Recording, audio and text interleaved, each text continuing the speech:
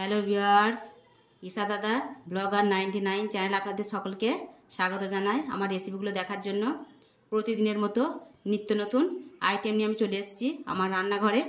আজ আমি আপনাদের রান্না করে দেখাবো পটল ও চিংড়ি আর বড়ি দিয়ে একটা রেসিপি।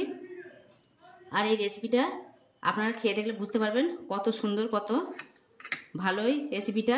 আর রেসিপিটা করার জন্য আমার কী কী লাগছে আপনাদের একবার দেখিয়ে দিই।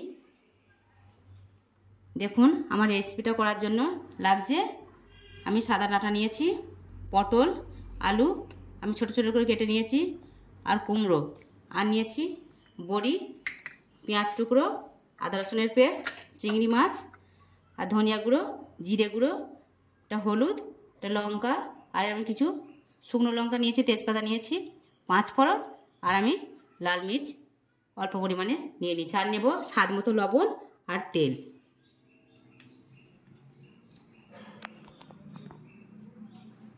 গ্যাসের ওভেনটা চালু করে দেব, আর এর মধ্যে কড়াইটা আমি বসিয়ে দেব।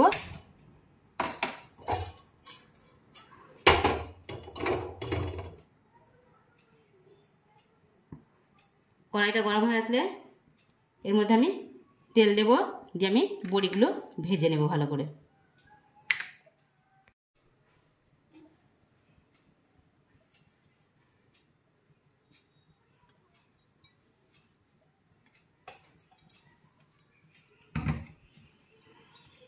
তেলটা গরম হয়ে আসলে আমি বড়িগুলো হালকা আঁচে ভেজে নেবো। আমি বেশি জোরে দেবো না, কারণ বড়িগুলো পুড়ে গেলে দেখতে খুবই খারাপ লাগবে আর খেতেও ভালো লাগবে না।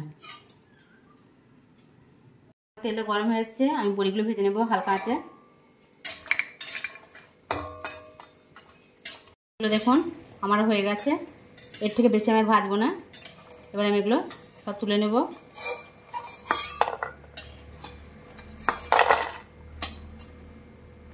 ভালো করে তেলটা আমি ঝরিয়ে নেব। আমি এই বড়ি ভাজার সময় কিন্তু এর মধ্যে কিছু হলুদ টলুদ কিছুই দিইনি, এমনি ভেজে নিয়েছি। এরপর আমি ভেজে নেব এই চিংড়ি মাছটা। আমার চিংড়ি মাছগুলো খুব একটা বড় না, এগুলো আমি ভেজে নেব। সামান্য হলুদ আর সামান্য নুন দিয়ে ভেজে নেব এগুলো। আমি লবণ আর হলুদটা দিয়ে এটা ভালো করে ভেজে নেব। দেখুন আমার চিংড়ি মাছটা হয়ে গেছে ভাজা লাল লাল। এবার এটাকে আমি তেল ঝরিয়ে ভালো করে তুলে নেব। মাছগুলো তুলে নিয়েছি। এবার আমি পটল, আলু আর এই ডাঁটাগুলো সামান্য পরিমাণে আমি নুন আর হলুদ দিয়ে ভেজে নেব। এগুলো হয়ে এসছে, ডাঁটাগুলো এবার আমি সব তুলে নেব।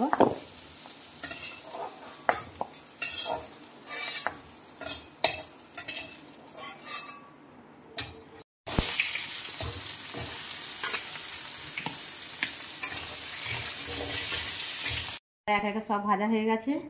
এরপর আমি এবার কড়াইটার মধ্যে আমার অল্প একটু তেল রয়ে গেছে, এর মধ্যে আর একটু সামান্য পরিমাণে তেল দেব।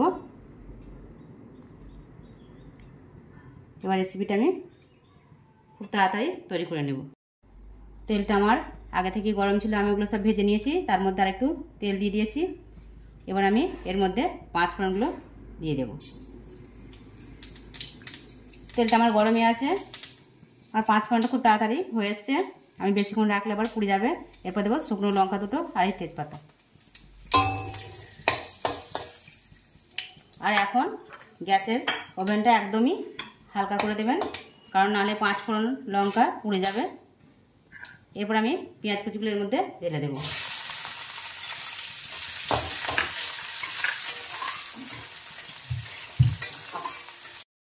আমার পেঁয়াজটা লাল হয়ে এসছে, এর মধ্যে এবার আমি মশলাগুলো একে একে দিয়ে দেব। আমি প্রথমে দেব আদা বাটাটা,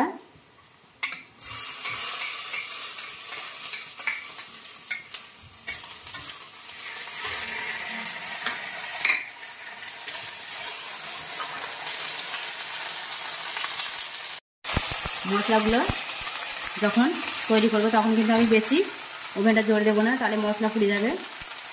আমি এবার মশলাগুলো একে একে দিয়ে দেবো। এর মধ্যে জিরে গুঁড়োটা রেখে বাকি মশলাগুলো সব ঢেলে দেবো।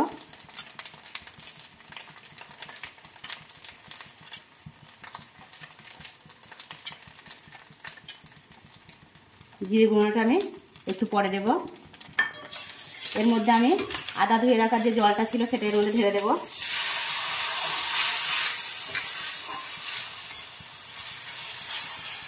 এর মধ্যে আমি দিয়ে দেবো লবণ।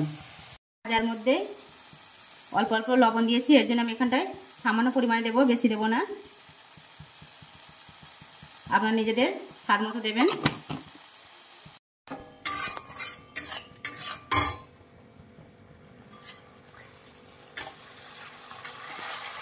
মশলাটাকে ভালো করে নাড়াচাড়া করে নেব, কষিয়ে নেব।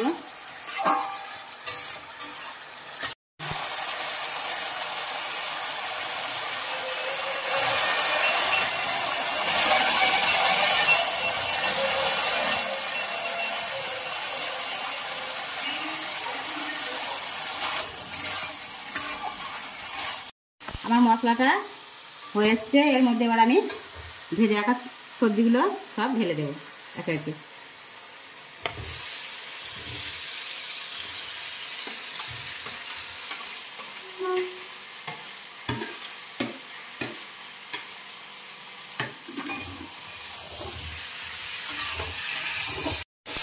আমি এগুলো ভালো করে একসঙ্গে কষে নিয়েছি।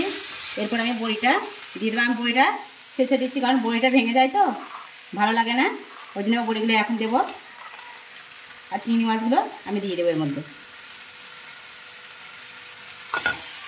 এবার এটা আমি সুন্দর করে নাড়াচাড়া করবো।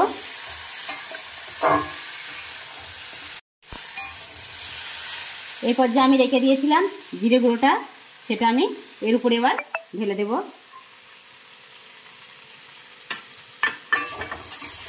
একটু সামান্য নাড়াচাড়া করে এর মধ্যে আমি একটু জল দিয়ে দেব।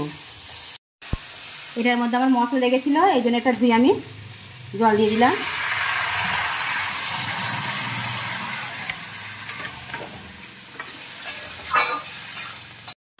এটা এবার আমি চাপা দিয়ে হালকা করে 10 মিনিটের মতো রেখে দেব। হালকা ওভেনে দেবো আমি, জোরে দেবো না। এবার আমি এটা খুলে দেখবো কি হয়েছে।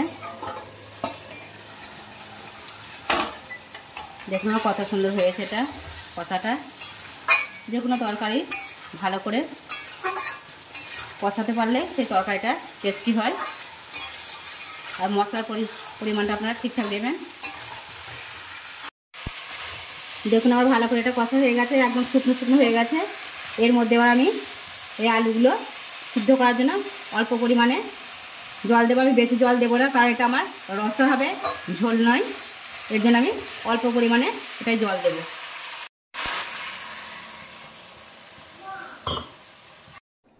আমি জলটা দিয়ে দিয়েছি। এবার এটাকে আমি 15 থেকে 20 মিনিটের মতো মিডিয়াম আঁচে রেখে দেব।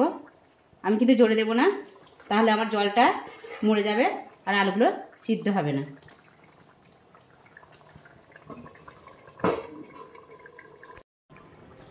কুড়ি মিনিট পর আমি এবার দেখে নেব আমার তরকারিটা হয়ে এসছে নাকি। এবার আমি আমার 20 মিনিট পর আমি এটা খুলে দেখব এই রেসিপিটা আমার হয়ে এসছে নাকি। এটা খুবই গরম, সাবধানে আমি এটা নামাবো। দেখুন আমার এটা প্রায় হয়ে এসছে একদম। আমি এইটুকু ঝোল রাখবো, আমি পুরোটা মারবো না। এই দেখুন আমার রেসিপিটা একদম পুরো রেডি। আমার লবণ পারফেক্ট হয়েছে। আপনারাও দেখে নেবেন যে আপনাদের লবণটা যেমন লাগবে আপনারা সেই পরিমাণে দিয়ে নেবেন।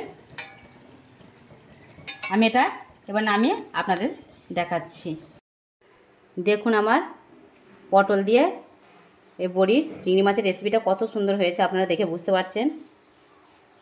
শুধু দেখলে হবে না, আপনারা নিজের বাড়িতে একবার তৈরি করে দেখুন যে আপনাদের কত ভালো লাগে আর কত সুন্দর খেতে হয় এই রেসিপিটা। আর আমার এই রেসিপিটা যদি আপনাদের ভালো লেগে থাকে তাহলে অবশ্যই একটু লাইক করতে ভুলবেন না।